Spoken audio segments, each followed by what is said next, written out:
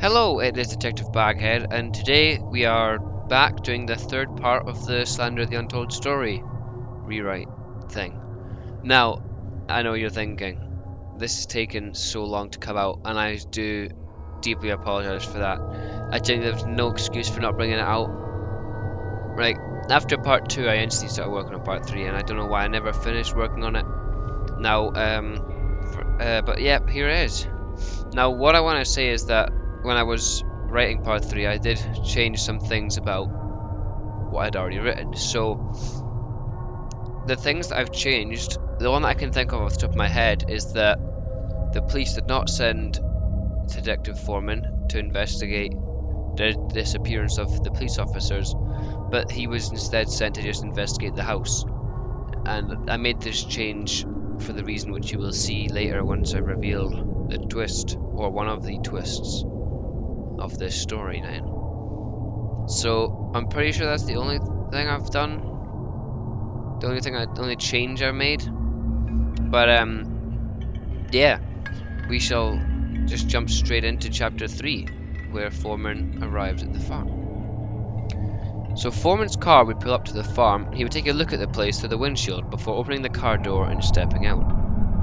He would have a stroll around, looking to see if he could find anyone to talk to on the farm for any information. Eventually someone would call out to him, not by name however, as they had never met. Foreman would start talking to the man and find out that he is the farmer that is in charge of the farm. Foreman would question the farmer about any unusual disturbances. At this, the farmer's eyes would widen, which Foreman would take note of, and start asking more pressing questions, such as, "Whatever you know, you should tell me, lives could be in danger."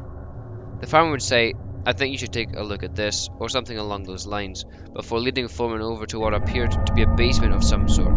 Now this is the basement from Slender the Arrival. Foreman would take out a flashlight and begin walking down the stairs to the grimy, dirty basement of the iconic scene in the game. However, when Foreman reaches the first narrow hallway, the door to the basement would slam shut behind him. Foreman would sprint back to the door and repeatedly start hammering the door, demanding it be opened, but would soon get distracted when all the lights in the basement started violently flashing. Foreman would back up against the stairs to the exit, staring down the hallway in fear.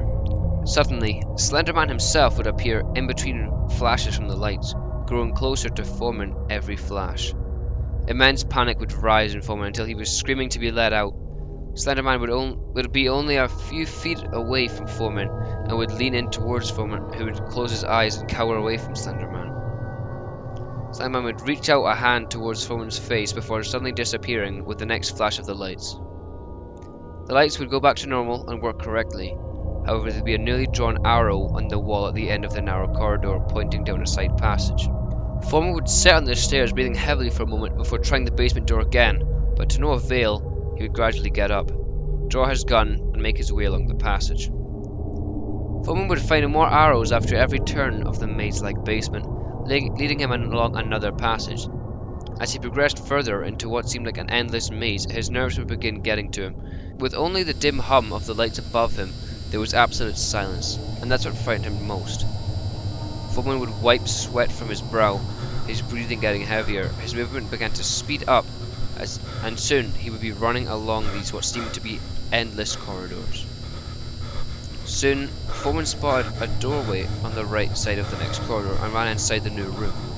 There were a couple of wooden shelves along the wall, and slumped in the corner was the body of the girl from the start. Her body, however, had a grey tone, but not that of decaying. Her eyes were pearl white, and her mouth slightly open in a strangely aggressive expression. The elephant in the room, however, were the 3 bullet wounds in her chest. Foreman crouches down, examining the body, but before he can get a close look, the light above him flickers again, and he turns to the doorway to see Slender Man lowering his neck to fit through the door frame. Foreman stares at Slender Man's faceless head, causing his vision to blur drastically. He collapses onto his knees and rubs his eyes. The audience would see Slender Man reach his hand down towards Foreman and place it over his face. And then, like blinking, Foreman is back at the bottom of the basement stairs.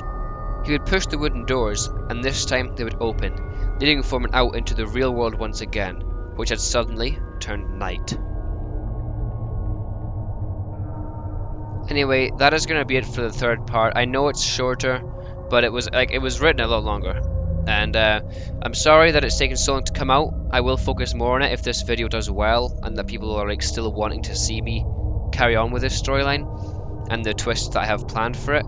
So all the support you show in this video will really determine where the series is going to go, of me doing not only the Slender one but any future projects like this. So the support on this sort of video, which is really different from like the gaming videos, is really supported in every way. So a like or comment, and if you're new, subscribe. It's so much support and it'll really help me keep doing these videos.